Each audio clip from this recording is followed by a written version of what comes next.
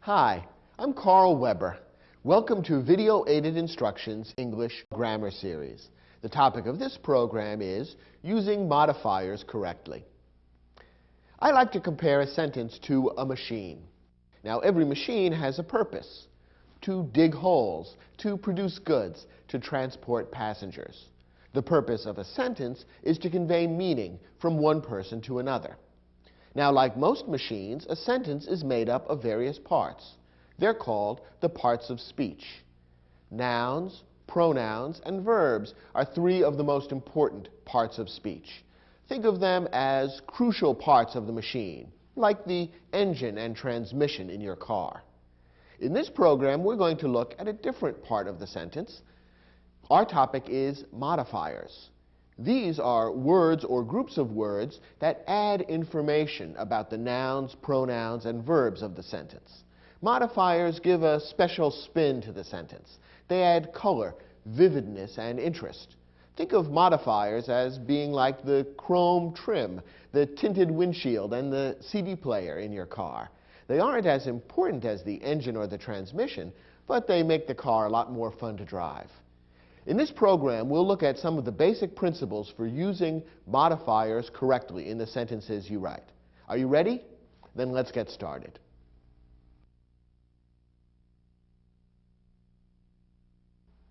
A modifier gives more information about something else in the sentence. We call it a modifier because it modifies, that is, changes what we know about something else in the sentence. It gives more information or tells us something more about another item in the sentence.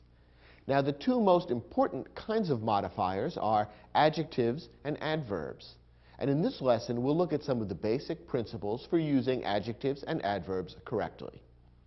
First, an adjective modifies a noun or pronoun. As you know, a noun names a person, place, thing, or idea, and a pronoun can take the place of a noun. An adjective would be a word that modifies or gives more information about a noun or pronoun appearing in the sentence. Take a look at this phrase: a diligent worker. In this phrase, worker is a noun. It names a person. Diligent is an adjective. It gives more information about the noun worker. It tells us what kind of worker: a diligent worker. That is, a worker who works hard. So the word diligent is an adjective because it modifies or gives more information about the noun worker. By contrast, an adverb modifies a verb, an adjective, or another adverb. As you can see, an adverb is also a modifier, just as an adjective is, but an adverb can be used in one of three different ways. It can modify a verb, or an adjective, or another adverb. Let's take a look at some examples. Here's a short sentence: she works diligently. When you analyze a sentence, it's usually best to begin by looking for the verb, the single most important word in the sentence. What's the verb here? The verb is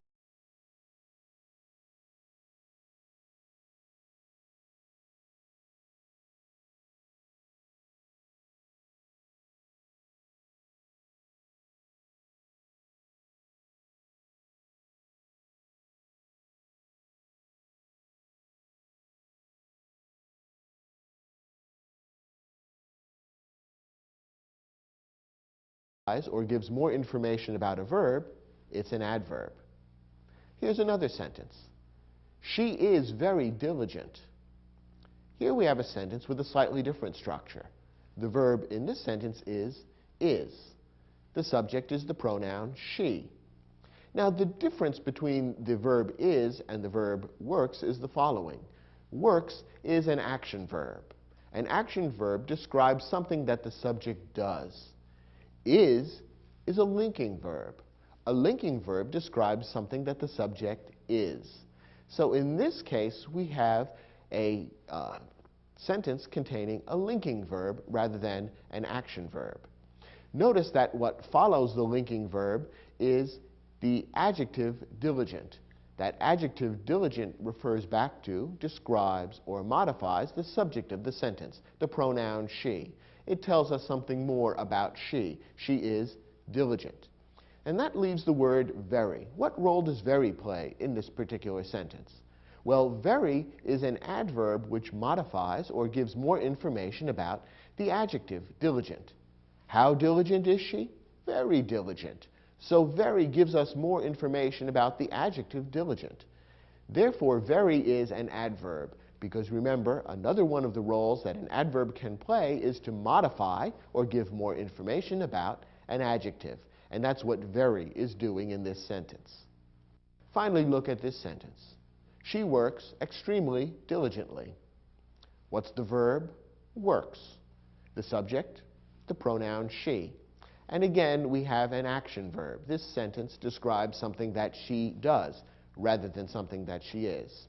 Now we have the adverb diligently, which modifies the verb works. It tells us how she works. How? Diligently.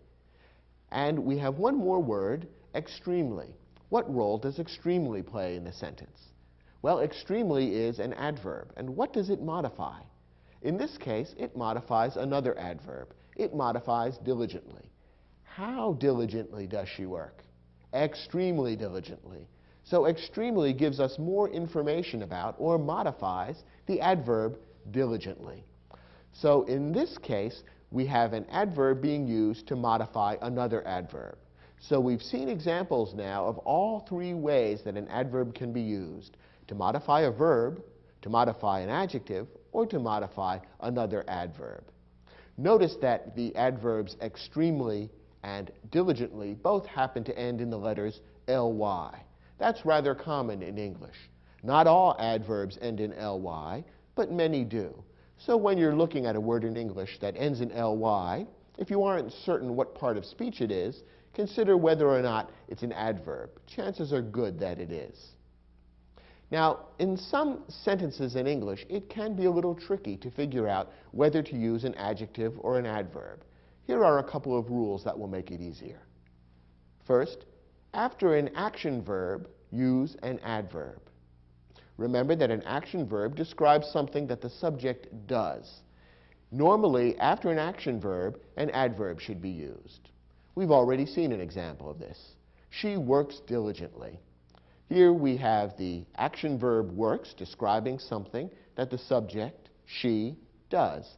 And diligently is an adverb which modifies the action verb works. It tells us how she works, gives more information about the verb, and therefore the adverb diligently is perfectly correct. After a linking verb, use an adjective. Remember that a linking verb expresses a state of being. It tells us something that the subject is rather than something that the subject does. Take a look at this sentence. She is diligent. Here we have a sentence containing the linking verb is. The subject is she, and what follows the linking verb correctly is an adjective, not an adverb. She is diligent. That adjective diligent refers back to or modifies the pronoun she. It tells us what she is, and therefore an adjective is correctly used in this sentence. Remember that an adjective is used to modify or give more information about a noun or pronoun. Since diligent refers back to the pronoun she, an adjective rather than an adverb is correct. So in a sentence that contains a linking verb, you generally want to follow it with an adjective, not an adverb. Now, the most common linking verb in English is the verb to be.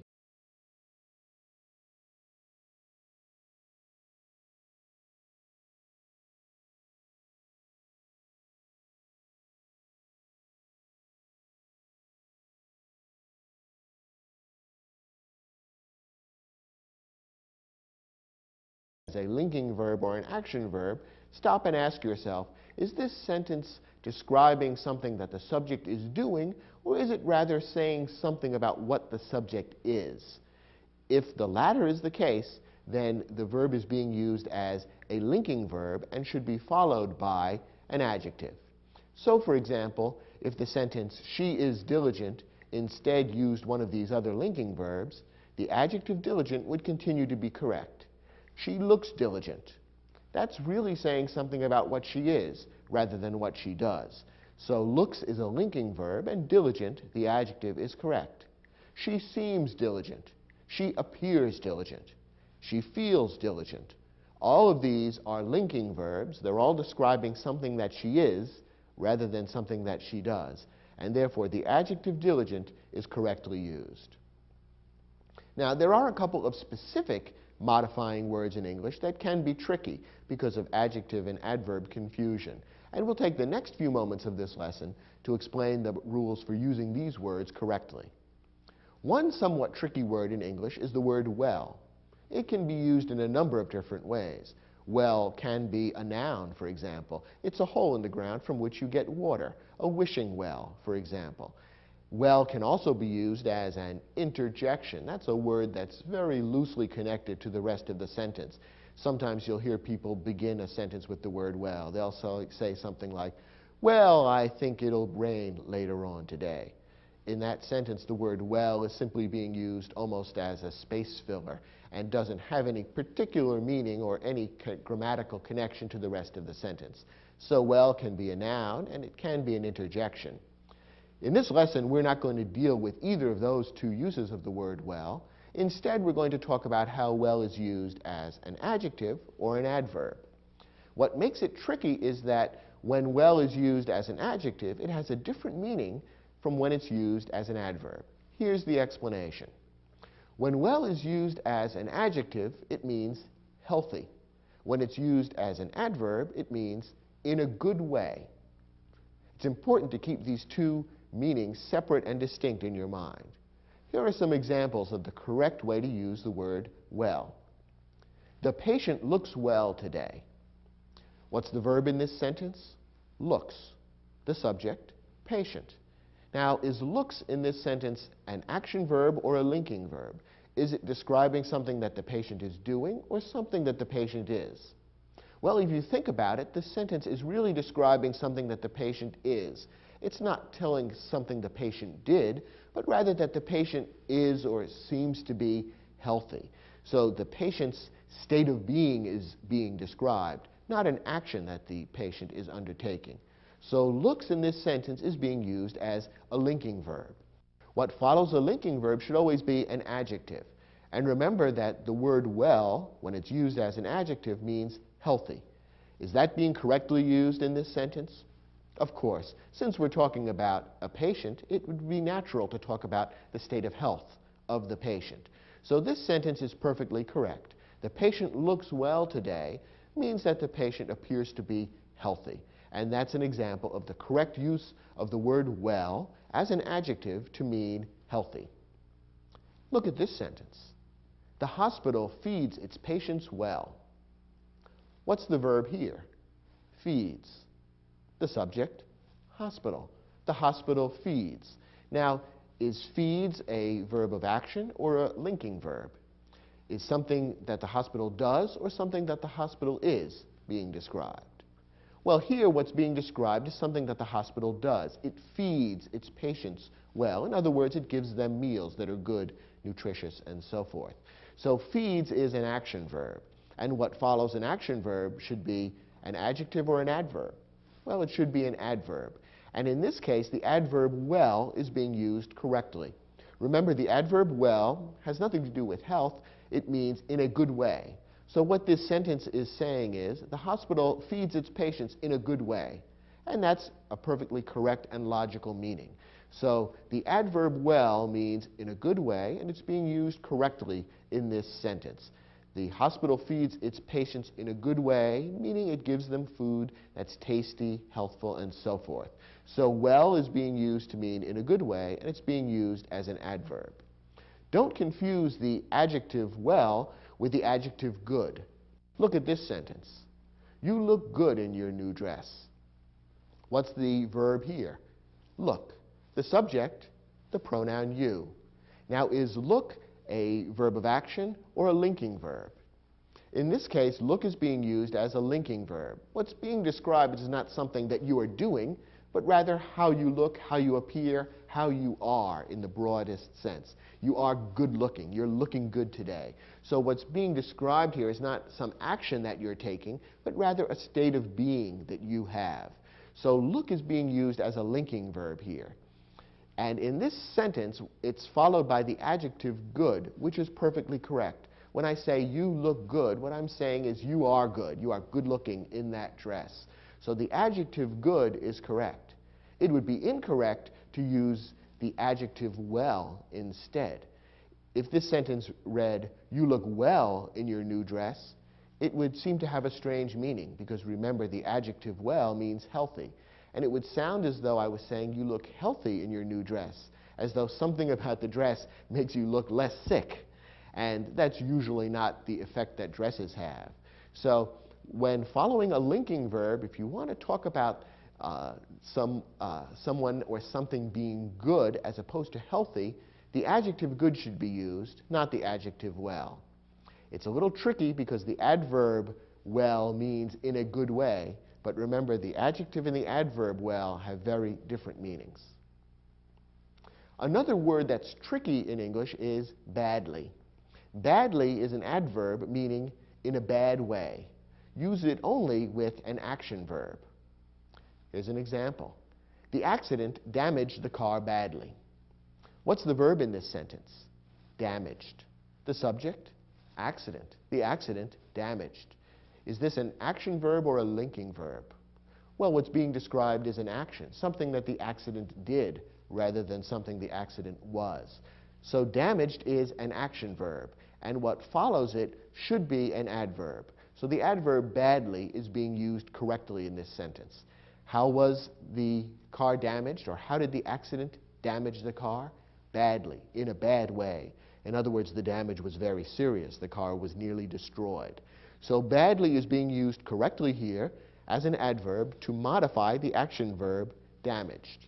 Now, the mistake that people sometimes make is to use the adverb badly when the adjective bad would be correct. Look at this sentence. I feel badly about the accident. What's the verb here? Feel.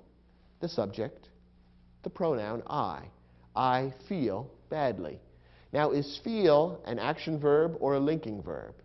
This one may be a little tricky, but if you think about it, feel is not describing an action. It's not describing something that I'm doing. Rather, it's describing a state of being of me. I feel sad, depressed, unhappy.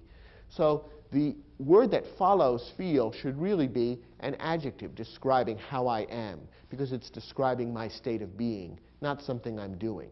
So the correct wording of this sentence should be, I feel bad about the accident. Bad in this case is being used as sort of a synonym for unhappy, sad, or depressed.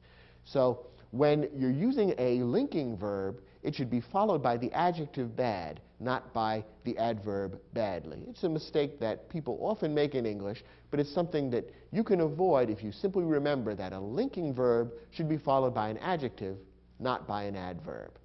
If you can remember and practice these rules for the correct use of well, bad, and badly, you'll avoid some of the most common mistakes that people make when they're using modifiers in English.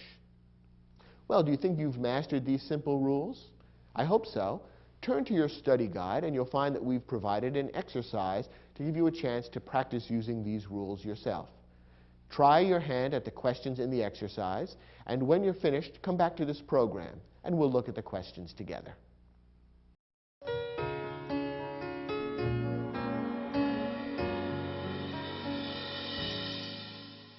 In each of these sentences, a modifying word has been underlined. Your job is to decide whether the modifier is correct, and if it's incorrect, to decide what modifier ought to be used instead. Let's take a look at the first sentence. Glancing at himself in the mirror just moments before the job interview, Enrico felt well about his appearance. And the word well is underlined. You recall that the word well is one of those tricky words. It can be used as either an adjective or an adverb, and its meaning differs depending on which it's being used as. Now, in this particular sentence, how is the word well being used, as an adjective or an adverb? That depends on the verb that it's near. So let's take a close look at that verb. Enrico felt well about his appearance. What's the verb here? The verb is felt. The subject is Enrico. Enrico felt. Now, is felt being used as an action verb or a linking verb? Is it describing something that Enrico is doing, or is it describing something that Enrico is, a state of being of Enrico? There's really no action being described here. Instead, we're being told something about what Enrico is. That is, how he feels, his state of mind, his state of being. So felt is a linking verb in this sentence. And with a linking verb, you would always use an adjective, not an adverb. Therefore, well should be used here as an adjective. And if that's the case, is it the correct word or not? Is it the correct adjective? Remember what well means when it's used as an adjective. It means healthy. So the sentence now appears to be saying Enrico felt healthy about his appearance. Does that make sense? Not really. We know what the author is really trying to say. Enrico felt good about his appearance. If you want to use an adjective with the linking verb and your intention is to convey the meaning good, then you have to use the adjective good rather than the adjective well. Well can only be used as an adjective to mean healthy. So in this case, the modifier well should be changed to good, and that would make the sentence correct. As originally written, it's incorrect. Take a look at the next example. The chef's hands moved quick as she demonstrated the proper technique for dicing onions. Here, the modifier quick is underlined. Now, is quick an adjective or an adverb? If you think about it, you can realize that quick is an adjective. The adverb with a corresponding meaning would have ly on the end. Remember, we've already seen that many adverbs in English have ly at the end. So quick would be an adjective, quickly would be an adverb. Now, is it correct to use an adjective or an adverb in this particular part of the sentence? What is it modifying? Well, it's modifying the verb moved. It's telling how the chef's hands moved. And is moved an action verb or a linking verb? Is it describing an action or a state of being? Well, clearly the verb moved is describing an action. You can see her hands moving just by imagining what's going on when you read this sentence. So moved is an action verb, and therefore it should be followed by an adverb, not an adjective. So the modifier quick is incorrect. Instead of the adjective quick, we want the adverb quickly, and that would make this incorrect sentence correct. So quick, the adjective, should be changed to the adverb quickly. Next question. Although Jason seems happy about moving to California, he admits that he will miss his friends in Minnesota. Here, the modifier happy is underlined. Now, is happy an adjective or an adverb? Happy is an adjective. It's the kind of word that you would normally use to modify or add information about a noun or a pronoun. A happy camper, for example. Happy is an adjective modifying the noun camper. Now, is an adjective or adverb correct in this particular sentence? What is being modified by the adjective happy? Well, let's look at the verb that's nearby. It says, although Jason seems happy about moving to California, the verb is seems. Now, is seems an action verb or a linking verb? Is it describing something that the subject Jason is doing, or rather something that the subject Jason is? Well, it's a linking verb. It's describing something that Jason is rather than something that Jason does. Jason seems happy means almost the same as Jason is happy. Seems is a linking verb, and remember, a linking verb would normally be followed by an adjective, not an adverb. So the adjective happy is correct in this sentence, and therefore the sentence is perfectly correct as written. The sentence contains a linking verb which should be followed by an adjective, and it is. So this sentence is correct. Next example. Because of her extreme nervousness, Soon Lee performed the sonata bad during her audition for the college orchestra. And the modifier bad is underlined. Once again, we have the adjective-adverb question to deal with. First of all, is the underlined modifier bad an adjective or an adverb? Well, as we saw in the lesson, badly would be the adverb form. Remember that in many cases in English, an adverb ends in ly, and you can often turn an adjective into an adverb simply by adding ly at the end. So in this case, the adverb is not being used. Instead, we have the adjective bad being used. Now, is the adjective correct in this particular part of the sentence, or should an adverb be used instead? Let's look at the context, and in particular, let's focus on the verb. It says, Soon Lee performed the sonata bad. What's the verb there? The verb is performed. The subject is Soon Lee. Now, is performed an action verb or a linking verb? Is it describing something that Soon Lee did or something that she was? It's describing something that Soon Lee did. Performing the sonata is an action. So performed is an action verb. And remember that an action verb needs to be followed by an adverb, not an adjective. So this sentence is wrong as written. The adjective bad is incorrect. Instead, the adverb badly should be used, and badly would modify the action verb performed. So to correct the sentence, you would want to make it read, because of her extreme nervousness, Soon Lee performed the sonata badly during her audition for the college orchestra. Next example. The team doctor decided that Mona was well enough to play in Saturday's championship game, and the modifier well is underlined. Remember that well can be used as either an adjective or an adverb, and that its meaning will vary depending on which way it's used. In this sentence, which way is the word well being used? Let's look at the context. We're told that Mona was well enough to play in Saturday's championship game. What's the nearby verb? The verb is was. And is was an action verb or a linking verb? Well, was is a linking verb. In fact, it's a form of the most common linking verb in English, the verb to be. What's being described here is not an action that Mona is taking, but rather a state of being, something that Mona was rather than something that Mona did. So was is a linking verb, and what follows a linking verb should be an adjective, not an adverb. All right then, if well is being used as an adjective, is it the correct word in this context? Remember that as an adjective, the word well means healthy. So the sentence is saying Mona was healthy enough to play in Saturday's championship game. Does that make sense? Of course, because we're being told that the team doctor made this decision.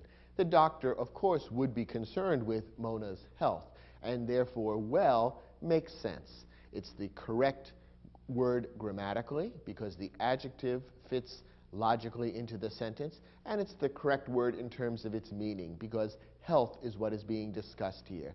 So for this last example, the sentence is perfectly correct as written.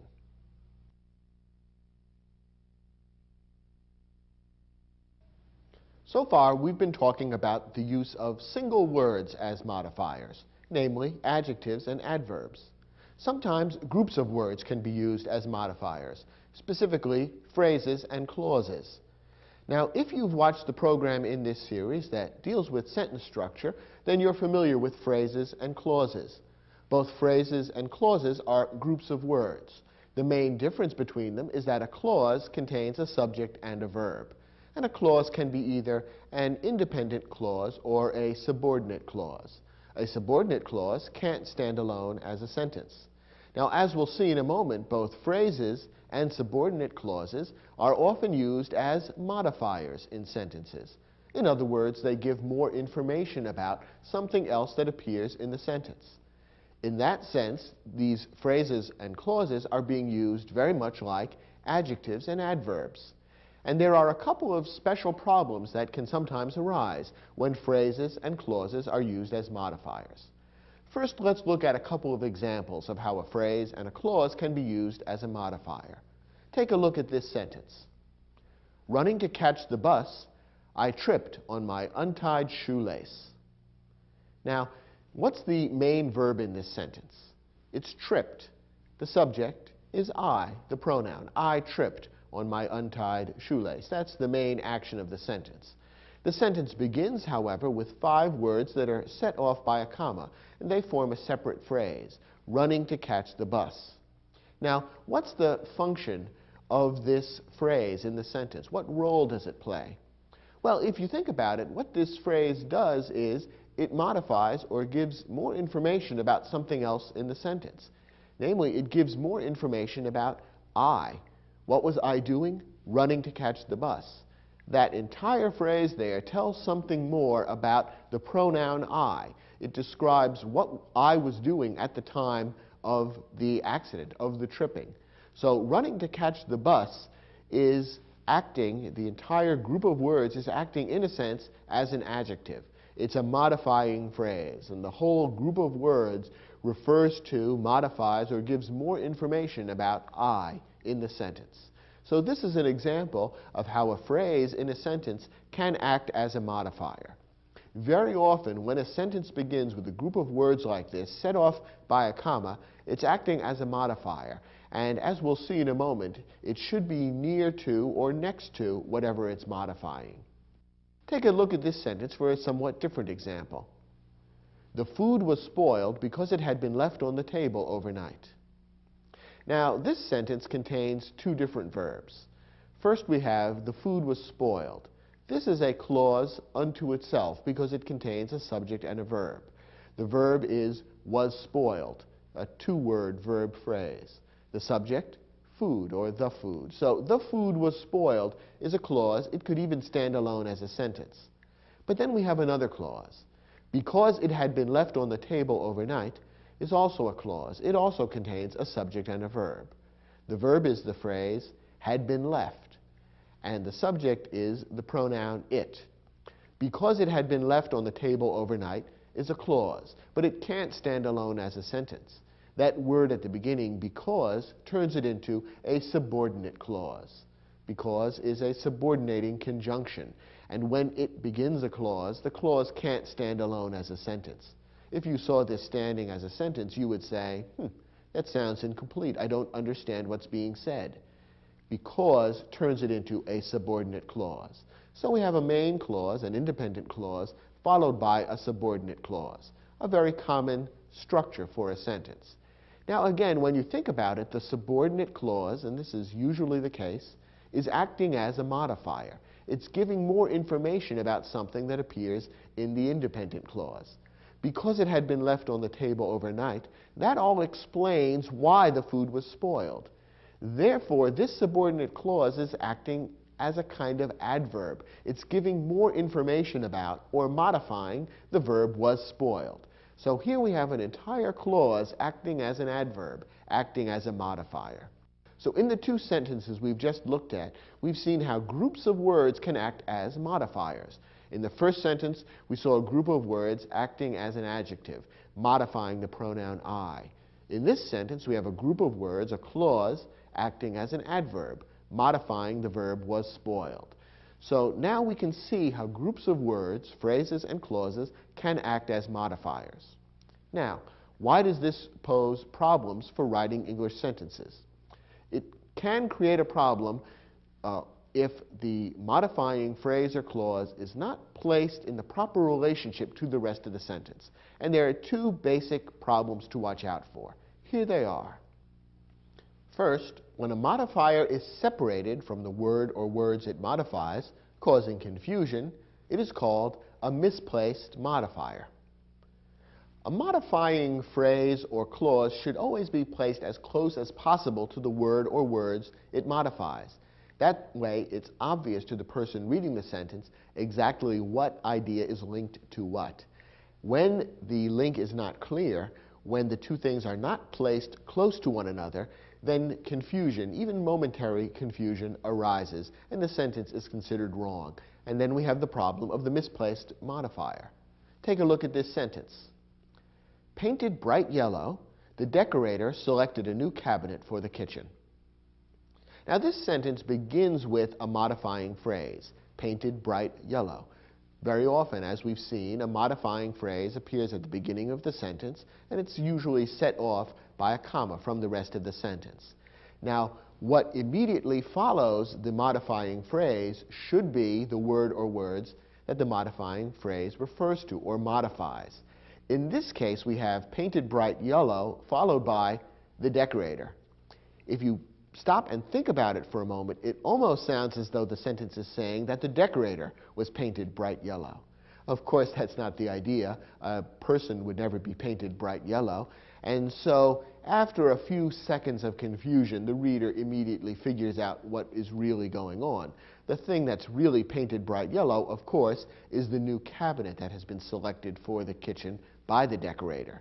But there is a moment or two of confusion, and it's actually a little comic if you think about what the sentence seems to be saying. Painted bright yellow, the decorator selected a new cabinet for the kitchen. It doesn't really make sense, and it's a little bit confusing, causes the reader to pause just a second to get his or her bearings and figure out what's actually being said. And that's not the kind of effect you want your writing to have. Ideally, a sentence should be perfectly clear the first time through and not cause the reader to pause. This particular sentence violates the rule by separating the modifying phrase from the word that it modifies, and therefore we have a misplaced modifier. Now, how do you correct a misplaced modifier? The easiest and usually the best way to correct it is simply to move the modifying phrase or clause so that it is next to what it modifies. So to correct this sentence, we would want to move the words painted bright yellow and put them next to the cabinet. The sentence could then read, the decorator selected a new cabinet painted bright yellow for the kitchen. And that would be a simple, easy, and perfectly correct way of rewriting this sentence. So the normal solution for a misplaced modifier is simply to move the modifier so that it is next to what it's supposed to be modifying. A different kind of problem is caused and solved in a different way. When a modifier has no word or words in the sentence to modify, it is called a dangling modifier. In this kind of sentence, the connection has broken down altogether because we have a modifying phrase or clause that actually doesn't have any word or words in the sentence to link up to or to modify. And therefore, the confusion on the part of the reader is even greater. And a little more work has to be done in order to correct this kind of sentence, a sentence containing a dangling modifier. Here's an example. While driving to work yesterday morning, an accident delayed traffic on the highway. Okay, let's take a look at this sentence. After the comma, we have the main part of the sentence. An accident delayed traffic on the highway. We have the verb delayed, the subject accident, and that could stand alone as a sentence. What comes before the comma is a modifying phrase, which is designed to give more information, to add some detail about what's being described in the main part of the sentence, while driving to work yesterday morning. The problem is that that modifying phrase doesn't link up to any word or words in the rest of the sentence. Think about it for a moment. Who is being described in that modifying phrase? While driving to work yesterday morning, who? Who was driving to work yesterday morning? The rest of the sentence says, an accident delayed traffic on the highway. That leaves it totally unclear who was driving to work, who is being discussed here. And therefore, there's no real connection between the modifying phrase and whoever is supposed to be modified by it. In fact, the person being modified doesn't appear in the sentence. And that's why we call this a dangling modifier. It is a would-be modifier that doesn't have any word or words to modify. Solving the problem of a dangling modifier is a little more tricky than solving the misplaced modifier. A misplaced modifier can be fixed simply by moving it. A dangling modifier generally requires that you rewrite the sentence, and usually there's more than one good way of doing it. Here are two possible ways of fixing this particular sentence. One way would be to take the modifying phrase and turn it into a subordinate clause, adding a subject and a verb, and thereby making it much clearer what's being described. If you were to do that to this sentence, it might read as follows. While I was driving to work yesterday morning, an accident delayed traffic on the highway. Notice that we've now taken the modifying phrase, while driving to work yesterday morning, and turned it into a clause with the complete subject and verb, I was driving, while I was driving to work yesterday morning. Notice that it's no longer unclear who is being referred to in that phrase, driving to work yesterday morning. Now, it's obvious that I'm the one who was doing the driving. And therefore, turning this into a subordinate clause makes it perfectly clear and solves the problem of the dangling modifier. Another way of solving the problem would be as follows. Remember that the modifying phrase or clause should always be next to what it modifies. Therefore, what you could do with this sentence would be to keep the modifying phrase at the beginning of the sentence and just make sure that what immediately follows it explains who or what was doing the driving. In other words, make sure that right after the comma we put the word or words that are being modified by the modifying phrase. That would mean that right after the comma you'd want to have I, if I am the one doing the driving. And again, that requires a little bit of rewriting. The sentence might read, for example, as follows. While driving to work yesterday morning, I was delayed by an accident on the highway. Notice how we've solved the problem. We've kept the modifying phrase in place, but made sure that what follows immediately after it is I. And that makes it clear that I am the one being modified. I was the one who was driving to work yesterday morning. And then, of course, we've had to rewrite the clause a little bit to make it clear exactly what was going on. I was delayed is the way of rewriting that clause so that it contains the same meaning but begins with I. So the problem of the dangling modifier exists when you have a modifying phrase or clause that isn't connected logically to the rest of the sentence. And usually there's more than one way of fixing it.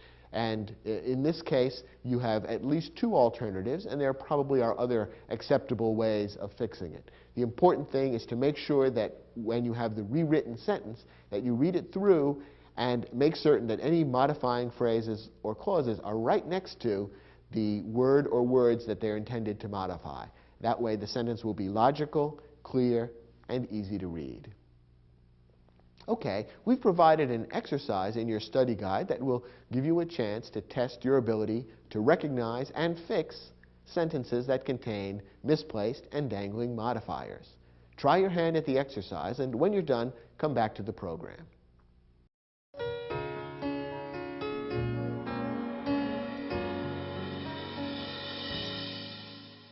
Let's take a look at the first sentence. Having lost one of the most controversial elections in history, many expected Al Gore to run for president again in 2004. Does this sentence contain a misplaced or dangling modifier? Well, first, let's see if we can locate the modifying phrase or clause. As in many sentences, it appears at the beginning of the sentence, separated by a comma from the rest of the sentence. Having lost one of the most controversial elections in history. Perhaps you can even hear when you read that sentence that that whole long phrase there is describing someone, and it should be next to the person that it describes or modifies. Now, what comes immediately after the comma? Well, immediately after the comma we have the word many. It's a pronoun referring to many people. Now, is that correct? Having lost one of the most controversial elections in history, many expected Al Gore to run for president again in 2004. No, that's not correct, because what's right next to the modifying phrase is not the word that it is intended to modify. It is not the many people who lost one of the most controversial elections. The person who lost the controversial election was Al Gore. So for this sentence to be correct, that modifying phrase would need to be followed immediately by Al Gore, not by the pronoun many. Now, as with many of these kinds of sentences, there's more than one way to fix it. This is technically a misplaced modifier. The modifying phrase should be next to Al Gore. So one way to fix it would be to simply move the entire phrase next to Al Gore, in which case the sentence might read like this. Many expected Al Gore, having lost one of the most controversial elections in history, to run for president again in 2004. This is all right. It would be a perfectly correct way of fixing the sentence. It does put the modifying phrase right next to the word it's intended to modify, Al Gore. The only problem with it is that it's a little awkward to have such a long modifying phrase interrupting the sentence that way. So you might want to consider a different way of rewriting the sentence. You might, for example, want to rewrite the sentence so that the modifying phrase remains at the beginning of the sentence, but that Al Gore then follows immediately afterward, in which case the sentence might read something like this. Having lost one of the most controversial elections in history, Al Gore was expected by many to run for president again in 2004. Notice that we've had to rewrite the sentence somewhat to make Al Gore the subject of the passive verb was expected. You have your choice then of more than one way of rewriting this sentence. In either case, the problem of the misplaced modifier has been fixed by placing that modifying phrase next to the word or words that it's intended to modify, namely Al Gore. Next example. Distracted by the demands of my 2 children, the chicken in the oven burned. Here we have a dangling modifier. The sentence begins with a modifying phrase, distracted by the demands of my 2 children. Remember that what follows immediately should be the word or words that are being modified. In other words, who was distracted by the demands of my 2 children? Well, presumably that was me. I would normally be the one that my children would come to, but I don't follow the modifying phrase. Instead, the words, the chicken in the oven follows. It almost makes it sound as though the chicken was distracted by the demands of my 2 children, and I don't think that's the case. The chicken in the oven has other more serious problems. So the sentence suffers from a dangling modifier. The word I, in fact, doesn't appear anywhere in the sentence, and so there is nothing for the modifying phrase, distracted by the demands of my 2 children, to modify. So this sentence has to be significantly rewritten. And the most simple, best way to do it is probably to keep the modifying phrase where it is, but just rewrite what follows so that it begins with I, since I am the word that's intended to be modified. So the sentence might read something like this. Distracted by the demands of my 2 children, I burned the chicken in the oven. Or you could say, I let the chicken in the oven burn, whichever seems like a more appropriate way to write it to you. The important thing is that the modifying phrase, distracted by the demands of my 2 children, should be followed immediately by the word I.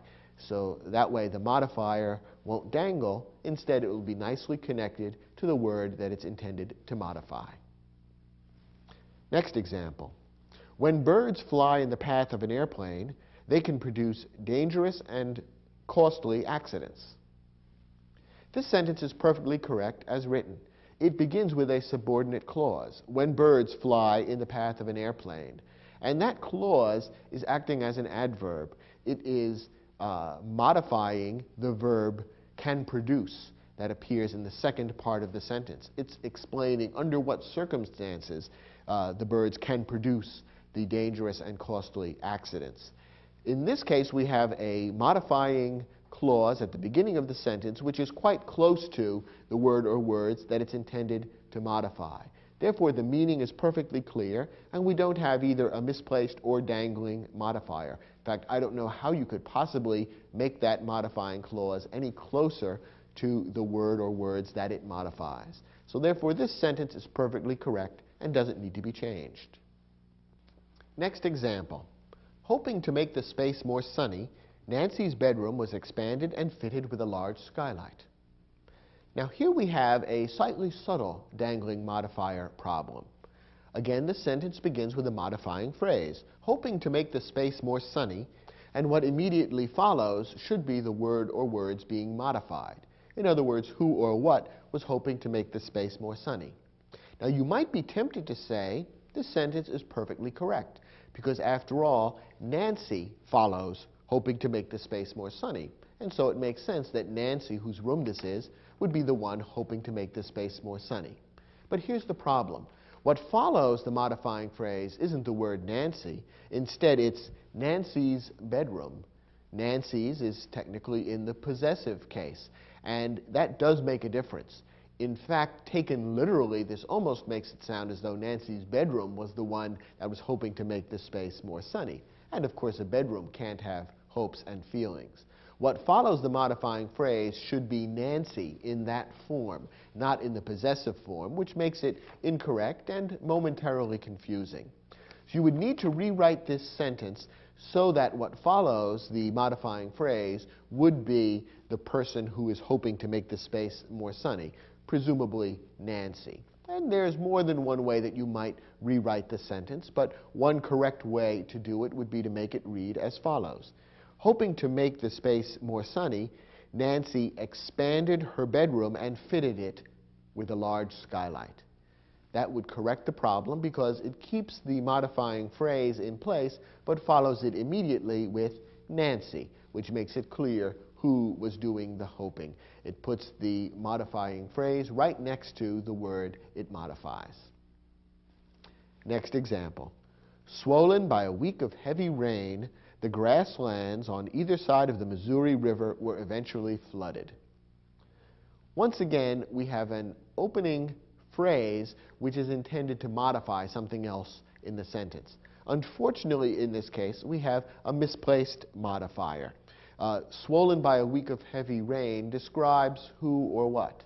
Well, it doesn't describe the grasslands. They weren't swollen. It was the Missouri River that was swollen by a week of heavy rain.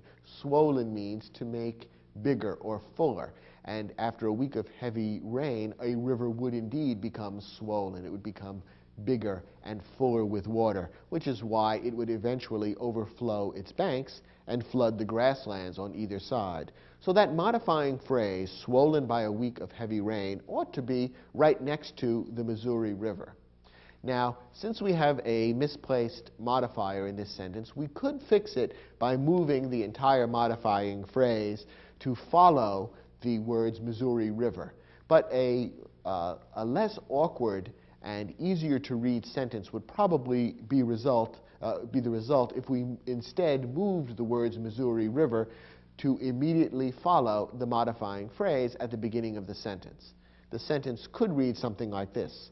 Swollen by a week of heavy rain, the Missouri River eventually flooded the grasslands on either side.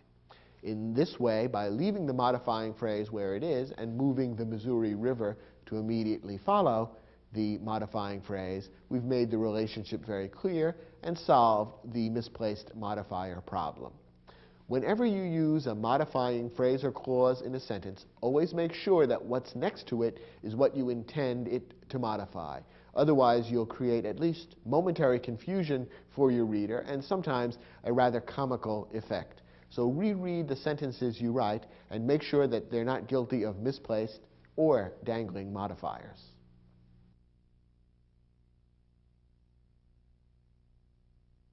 Now let's go back to one-word modifiers, adjectives and adverbs. Sometimes modifiers are used to compare two or more people, things, actions, or qualities. In fact, there are 3 degrees of comparison. These 3 degrees are known grammatically as the positive degree, the comparative degree, and the superlative degree. In this lesson, we'll provide you with the rules you need to know to form and use all 3 degrees of comparison correctly. First, the positive degree. The positive degree of an adjective or adverb makes no comparison. You might think of the positive degree of an adjective or adverb as being the normal way the adjective or adverb is used. Here are a couple of examples. A tall building. Here we have a phrase containing the adjective tall, modifying the noun building, and there's no comparison involved. So this is the positive degree of the adjective tall. A colorful landscape. Here we have the noun landscape modified by the adjective colorful. Again, there's no comparison involved, so this is the positive degree of the adjective colorful. She runs fast. In this short sentence, the verb runs is modified by the adverb fast. Again, there's no comparison, so this is the positive degree of the adverb fast.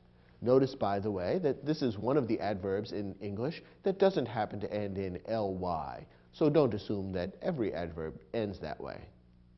Finally, this example. She sings beautifully. In this short sentence, the verb sings is modified by the adverb beautifully. No comparison is involved, so this is simply the positive degree of the adverb beautifully. Next, the comparative degree.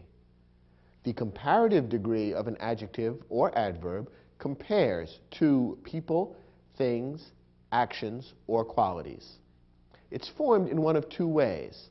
It can be formed by adding the letters ER onto a one-syllable adjective or adverb. Or it can be formed by adding the word more in front of an adjective or adverb that is 3 syllables long or longer. Let's take a look at some examples. A taller building than this one. Now in this phrase, we're comparing two buildings, this one and another one, and we're using, therefore, the comparative form of the adjective tall. The adjective tall is a one-syllable word, and therefore we form the comparative form of the adjective by adding ER at the end. So the positive degree tall turns into the comparative degree taller, a taller building than this one. Another example, a more colorful landscape than any other. Now, in this phrase, again, we are creating the comparative degree of the adjective. The adjective colorful contains 3 syllables. It's a long adjective, and therefore we follow the second part of our rule. We turn it into the comparative degree by adding the word more in front, and we turn colorful into more colorful, a more colorful landscape than any other. Now, you may want to stop me and say, wait a moment, I thought you said the comparative degree was used when comparing two people, things, actions, or qualities. In this phrase, aren't we comparing more than two? A more colorful landscape than any other seems to refer to all the landscapes in the world. In a sense, you're right. The meaning of this phrase does refer to all the landscapes in the world, but grammatically, only two things are actually being compared in this phrase: this landscape and any other in the world. In other words, in effect, what we're doing in a logical and grammatical sense in this phrase is comparing this landscape one by one with each individual other landscape in the world. And therefore, grammatically, we consider this as comparing two and only two items, this landscape versus any other. So even though you're right, in a broader sense, we are talking about all the landscapes in the world, grammatically and logically, we're comparing them one at a time, and therefore this particular phrase would use the comparative degree of the adjective, which is used for comparing two things. And that's why more colorful is correct. Here's another example, this one using an adverb. She runs faster than I do. Here we've taken the one-syllable adverb fast and made it into the comparative degree by adding ER at the end, because two people are being compared, she and I. She runs faster would be the correct use of the comparative form of the adverb. And one more example. She sings more beautifully than her sister. Here again we have a comparison of two people, she and her sister. And we've taken the positive degree of the adverb beautifully and turned it into the comparative degree by adding more in front.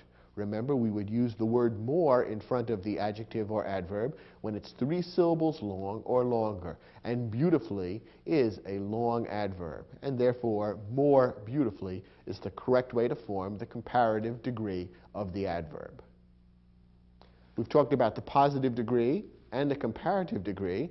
The third degree is the superlative degree. The superlative degree of an adjective or adverb compares 3 or more people, things, actions, or qualities. It is formed by adding EST to a one-syllable adjective or adverb, or by adding the word most in front of an adjective or adverb that is 3 syllables long or longer. Let's again look at some examples. The tallest building in town. Here we're comparing not just two buildings, but all the buildings in town, and presumably there are 3 or more, probably dozens of buildings in town. And therefore, rather than the comparative degree, we use the superlative degree, which is formed by adding EST to a one-syllable adjective. So we've taken the one-syllable adjective tall and turned it into tallest. The most colorful landscape in the state. How many landscapes are there in the state? Who knows, but there are dozens or hundreds, depending on how you define a landscape. In any case, there are certainly more than 2. So we want to use the superlative degree of the adjective colorful. Since colorful is 3 syllables or longer, we form the superlative degree by adding the word most in front of it, the most colorful landscape in the state. Now a couple of examples with adverbs. She runs fastest of all the members of the track team. It seems obvious that there is more than 2 members of the track team, and therefore we want the superlative degree of the adverb. Starting with a 1-syllable adverb fast, we turn it into the superlative degree by making it fastest, simply adding the letters est at the end of the 1-syllable adverb. And finally, of all the members of the chorus, she sings most beautifully. Again, we're dealing with a comparison of 3 or more individual people, and therefore we want the superlative degree of the adverb. Since we're dealing with an adverb that's 3 syllables long or longer, we form the superlative degree by adding the word most in front of the word. So we end up with, of all the members of the chorus, she sings most beautifully. Now, we've spoken about how to form the comparative and superlative degrees of adjectives and adverbs that are 1 syllable long or 3 syllables long and longer. You are probably wondering, what do we do with adjectives and adverbs that are 2 syllables long? Well, here's where it gets a little tricky. In fact, it varies.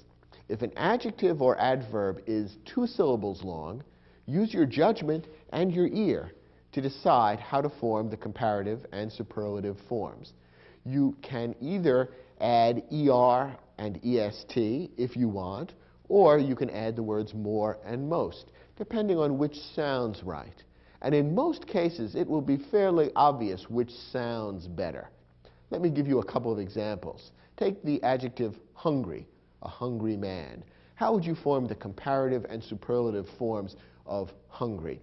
Well, you could add er, I think, to hungry and est to hungry to form the comparative and superlative degrees, and the word would sound just fine. A hungry man, this man is hungrier than that man.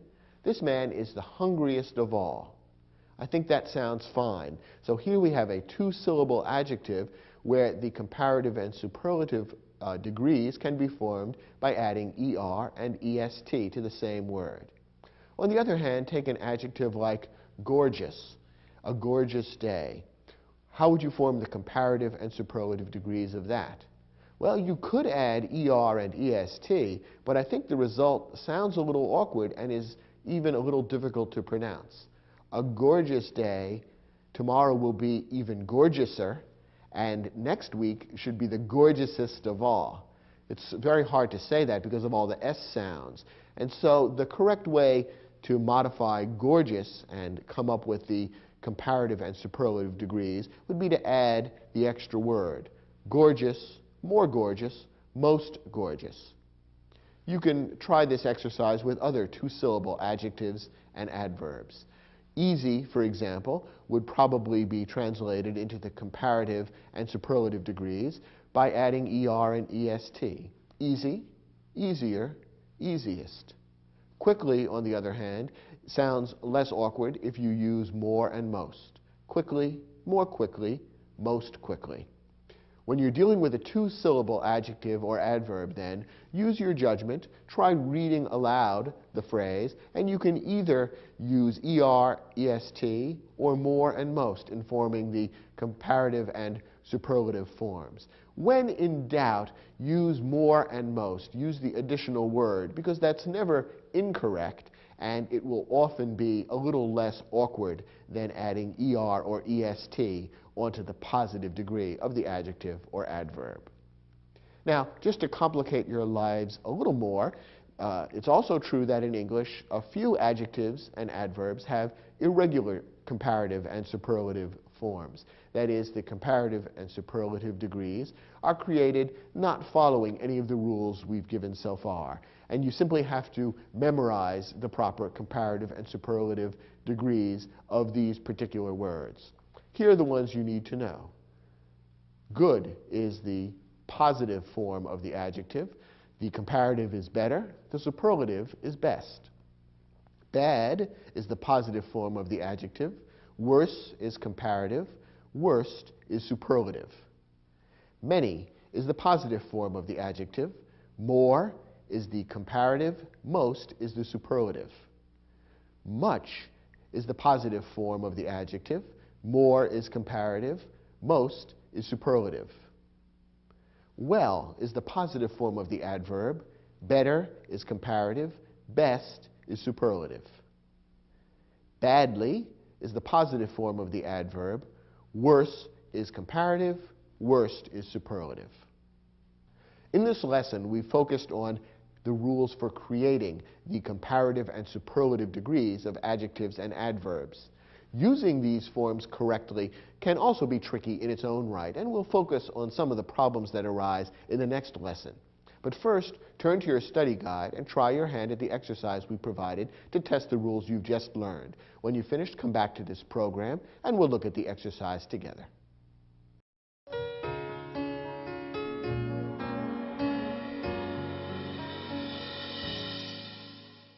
Now, in this exercise, we provided a number of sentences, each of which has a blank space. And in the blank, a comparative or superlative adjective or adverb is required. We've provided at the end of the sentence, in parentheses, the positive form of the adjective or adverb. So your job is twofold. First, to decide whether the comparative or superlative degree is correct, and then to form it correctly and insert it into the blank space in the sentence. Let's see how well you did. First example. Pablo Picasso and Juan Gris began painting around the same time, but Picasso continued painting blank, then Gris. And the positive form of the adverb that we want appears at the end, long. So the first question is, do we want the comparative or superlative form of the adverb? And as you know, the distinction between comparative and superlative is based on whether we're comparing two things or more than two. Well, in this sentence, it's clear only two things are being compared, Picasso and Juan Gris. And therefore, the comparative form of the adverb would be correct, rather than the superlative. And how do you form the comparative form of the adverb long? Well, it's a one-syllable adverb, and therefore, you simply add the letters ER at the end to turn it into longer. And the sentence would read, Pablo Picasso and Juan Gris began painting around the same time, but Picasso continued painting longer than Gris. Next example. Of all the sopranos in the choir, Lisette sings blank. And the positive degree of the word is well. Now, in this case, do we want a comparative or superlative form of the adverb well? Once again, it's based on how many things or people are being compared. And in this case, it seems clear that more than two people are being compared. The sentence reads, of all the sopranos in the choir. And in a normal choir, you would certainly have more than two sopranos. If there were only two, the sentence would probably read differently. It might say something like, of the two sopranos in the choir, or compared to the other soprano in the choir, something that would make it clear there's only two people involved. So the sentence certainly makes it sound as though there are three or more sopranos involved. So therefore, we want the superlative degree of the adverb well. And as you know, the adverb well is one of the irregular adverbs. It forms its comparative and superlative degrees irregularly rather than according to the usual rules. And the three forms of the adverb well are well, better, best. The superlative form is best, and the sentence should read, of all the sopranos in the choir, Lisette sings best. Next question. Although Nadia and Katya are both expert programmers, Katya is considered blank than her colleague. And the adjective that we want is talented. Okay, how many people are being compared here? Just two, Nadia and Katya. So we want the comparative form of the adjective. Now, how do we form the comparative form of the adjective talented? Here we're dealing with a three-syllable word, talented. You can hear that there are three separate sounds in that adjective. So to form the comparative degree, rather than adding ER at the end, we'll add the word more in front of the adjective. So the sentence correctly should read, although Nadia and Katya are both expert programmers, Katya is considered more talented than her colleague. Next sentence. The island of St. Martin boasts 36 beaches, and many visitors say that Orient Beach is the blank of them all. And the positive degree of the adjective is alluring. First, how many things are we comparing? Well, obviously more than two. In fact, the sentence tells us there are 36 beaches involved. So rather than the comparative degree, we want the superlative degree. Now, the adjective alluring contains how many syllables? 3, alluring. Therefore, we need to form the superlative degree by adding the word most in front. And the sentence should read, the island of St. Martin boasts 36 beaches, and many visitors say that Orient Beach is the most alluring of them all. Next sentence. No one feels blank about the mistake Carlos made than Carlos himself. And the positive degree of the adjective is bad. Now, do we want the comparative or superlative degree here? This is a little tricky. You might be tempted to say, we want the superlative degree because we're comparing Carlos to all the people in the world. Of all the people in the world, who feels the most bad? It's Carlos. So therefore, superlative degree is involved.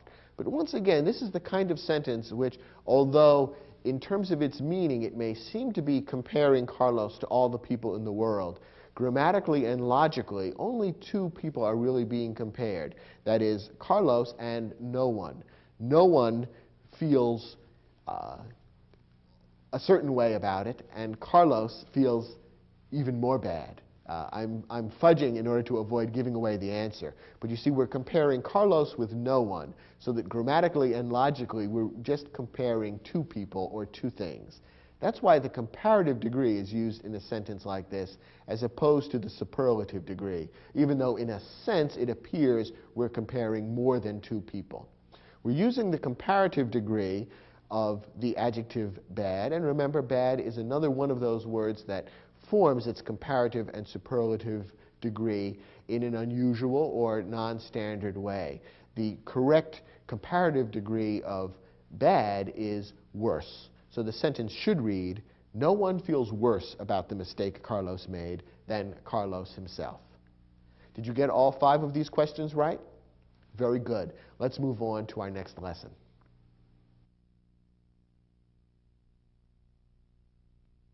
Now, there are certain mistakes that people often make when using comparisons in sentences. In this lesson, we'll look at the 3 most common such mistakes and learn how to avoid them. First, avoid making a double comparison. A double comparison, what does that mean? Well, look at this example and then we'll discuss it. After dinner, the orchestra began playing a series of more livelier melodies. Maybe you can hear that something has gone a little wrong with the comparison here. What exactly went wrong? Well, remember that there are 2 different ways of forming the comparative and superlative degrees. You can either add ER or EST at the end of the word, or put more and most at the beginning of the word. And generally, you choose between these 2 methods based on the length of the word. If the word is short, you would add ER or EST. If the word is long, you would use more and most. And with 2-syllable words, you could go either way depending on how the word sounds to you. Well, occasionally people get a little confused and end up using both methods. That is, they use ER and EST at the end of the word and also stick more and most in front of the word. And that's what the author of this sentence has done. Rather than choosing between the 2 methods for creating the comparative degree of the adjective lively, the author has simply chosen to use both methods, and that has created what we call a double comparison. After dinner, the orchestra began playing a series of more livelier melodies. Now, what would be the correct way to write this sentence? Really, the author has 2 choices. Remember that when you have a 2-syllable adjective, lively, you have a choice of whether to use ER at the end of the word or more at the beginning of the word, depending on which sounds better to you. So the author could have written the sentence in either of 2 ways. The author could write, after dinner, the orchestra began playing a series of more lively melodies. Or the author could write, after dinner, the orchestra began playing a series of livelier melodies. Either one is really correct. It's just a matter of personal preference. The only thing that's wrong is to use both methods and create a double comparison. Here's the second common type of mistake. Some adjectives are absolute and cannot be compared. This means that there are certain qualities that are considered to either exist or not exist, and therefore it's not considered appropriate or logical to deal with comparative or superlative degrees. Either you are or you aren't, and you can't be more or less. For example, some of the adjectives that are considered absolute are first, last, equal, and unique. Perhaps you can see why these would be considered absolute qualities, which can't really be compared. For example, first. If you are first in line, you're first in line. No one else could be more first than you, or the most first. Either you're first or you're not. Perhaps the adjective where we see this mistake most often made is the word unique. Literally, the word unique means one of a kind. If something or someone is unique, that means there's no one else, nothing else like them in the world. They are simply different from everything or anybody else. And any one thing that is unique would be just as unique as anything else. In a sense, of course, all people are unique, but you can't really compare different degrees of uniqueness. If there's only one in the world, then there's only one in the world, and something else can't be more unique or less unique than that. Either something is unique or it isn't. If it isn't unique, that means there's another match to it. If it is unique, it's one of a kind, and it's an absolute quality.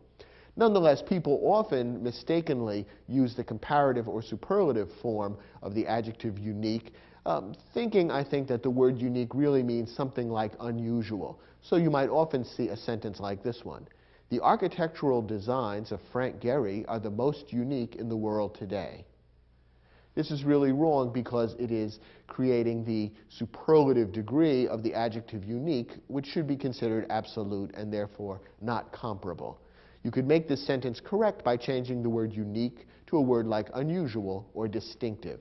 So the sentence would be correct if it read, the architectural designs of Frank Gehry are the most unusual in the world today.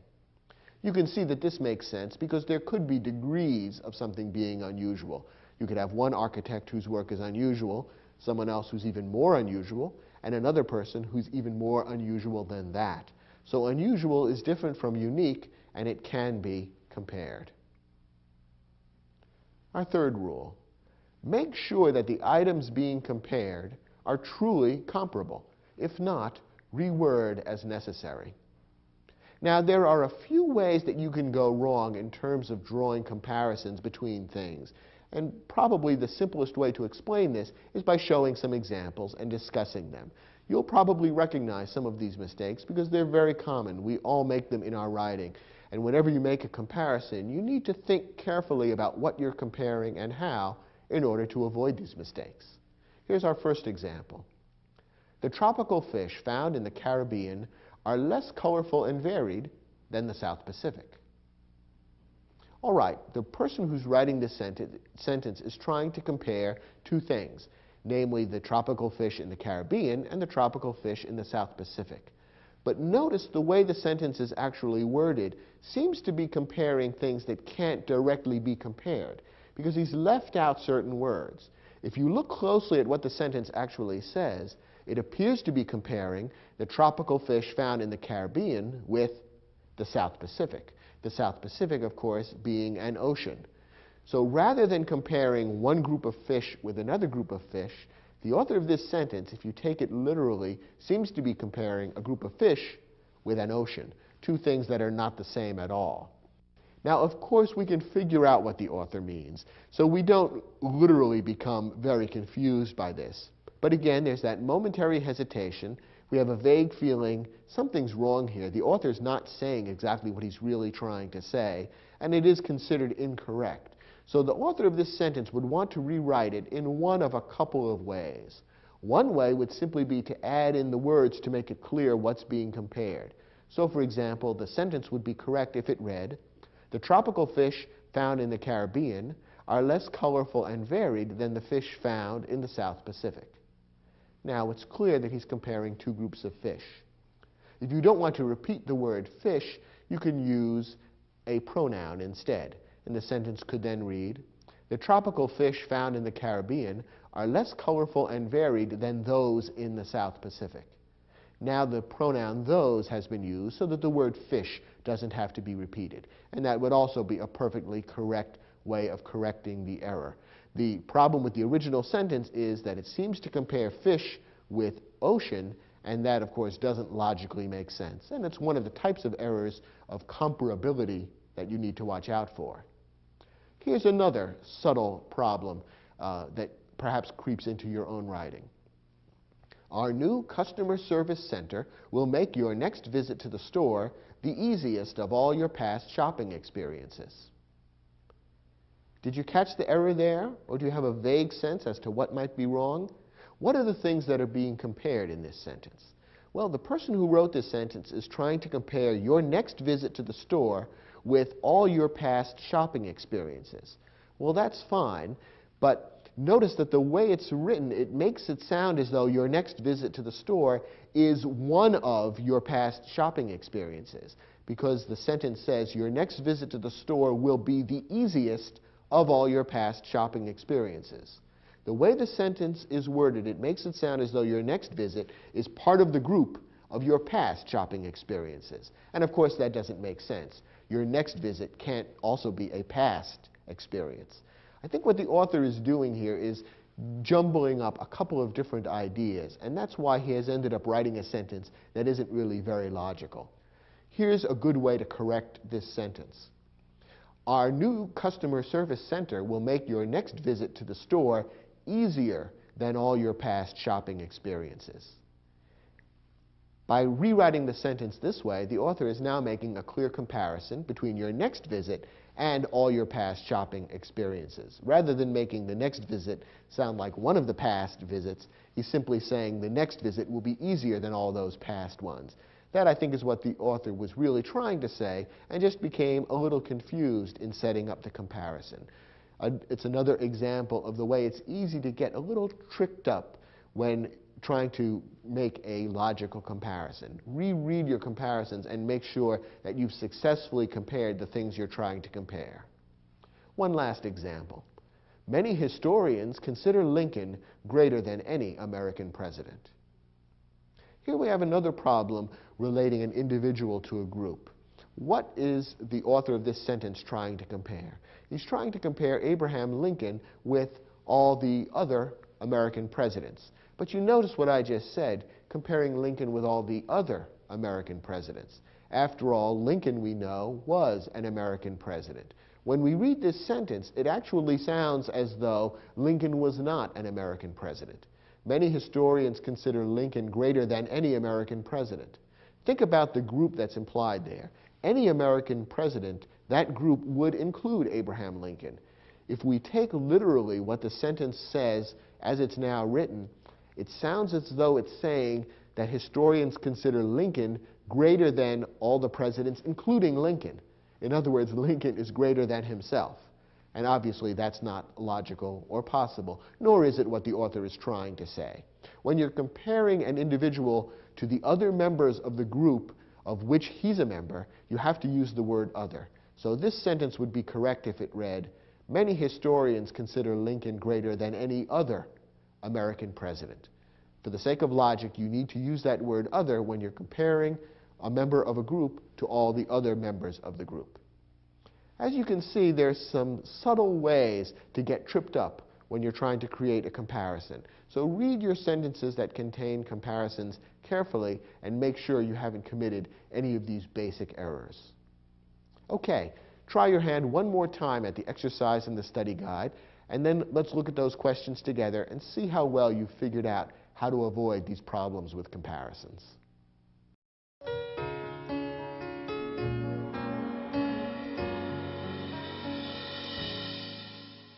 Now, in these sentences, there's a comparison in each one, and only one is completely correct. The others all have an error of one kind or another, and your job is to locate the error and then figure out how to correct it. Let's see if you were able to do that. Start with the first example. The story of the development of anesthesia is stranger than any other scientific discovery. Here we have a subtle problem of comparing two things that aren't really comparable. Why is that? Well, let's see. What are the two things that are being compared in this sentence? First, we have the story of the development of anesthesia, and that is being compared to any other scientific discovery. Do you see what's wrong with this comparison? On the one hand, we have a story, and on the other hand, we have a scientific discovery. What's missing from the second part of the comparison is the idea of a story. What we're really trying to say, what the author is trying to say, is that one story is stranger than any other story. But the word story is necessary, otherwise you seem to be comparing the story with the discovery. And those are really two slightly different things. So the right way to state this same concept would be to say something like the following. The story of the development of anesthesia is stranger than the story of any other scientific discovery. Or if you don't want to repeat the word story, you can replace it with a pronoun and write the sentence this way. The story of the development of anesthesia is stranger than that of any other scientific discovery.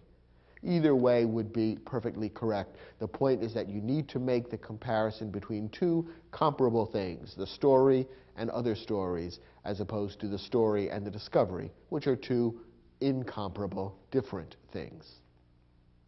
Our next example is the sentence that happens to be perfectly correct. The Hermitage in St. Petersburg has the world's most impressive collection of paintings by Rembrandt. Here the Hermitage collection is being compared with all the other Rembrandt collections in the world.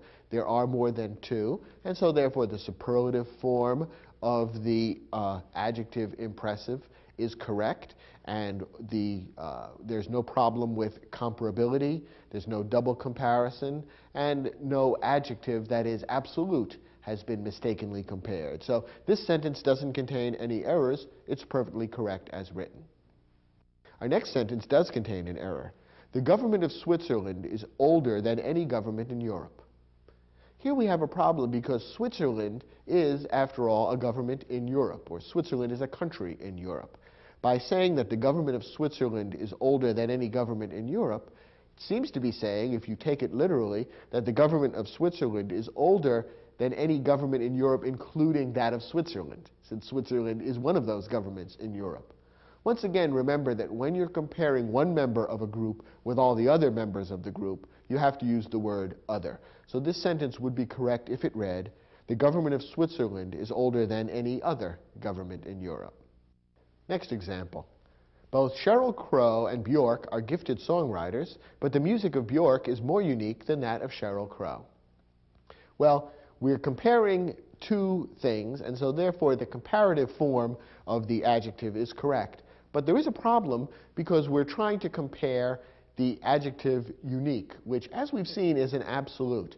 Either something is unique or it isn't. There's really no such thing as more unique or less unique. I think the author of this sentence is probably trying to say something else about the music of Bjork, and therefore the sentence could be corrected by changing unique to some other adjective which is comparable. So, for example, the sentence would be perfectly correct if it were written like this. Both Sheryl Crow and Bjork are gifted songwriters, but the music of Bjork is more distinctive than that of Sheryl Crow. So that would be one way of correcting the sentence. You could use other adjectives instead, such as unusual, but unique can't be used in this comparative or superlative form. Next example. Generations of travelers have described the waters of the Dead Sea as the most saltiest on earth. Our problem here is the problem of the double comparison. Remember that when you have a two-syllable adjective, you have two different ways of forming the comparative and superlative forms. Now, here we are dealing with a two-syllable adjective, salty. So we could create the superlative form by using most salty or saltiest. Either one would be correct. Unfortunately, the author of this sentence has chosen to use both.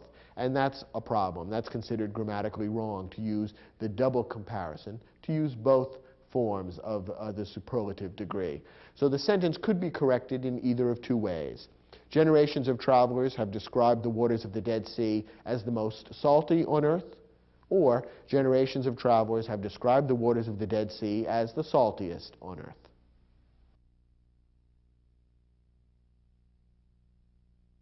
This concludes our program on how to use modifiers correctly. Now you're an expert in using adjectives and adverbs and in creating interesting comparisons.